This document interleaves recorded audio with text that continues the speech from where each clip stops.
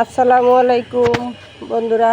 এই যে কিছুদিন আগে লাউ গাছ লাগাইছিলাম, আপনাদের দেখাইছিলাম। এই যে দেখেন, এই শপিং ব্যাগ দিয়ে লাউ আটকে রাখছি।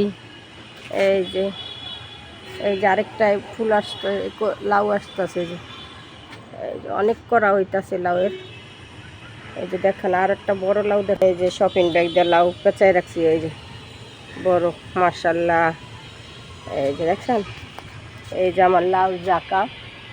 এই যে লাউ রাখার, এই যে মাশাআল্লাহ। এই যে আরেকটা লাউ রাখছি এইভাবে।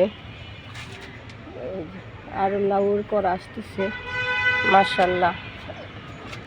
এই যে বটবডি গাছ লাগাইছি। এই যে বটবডি গাছ। এই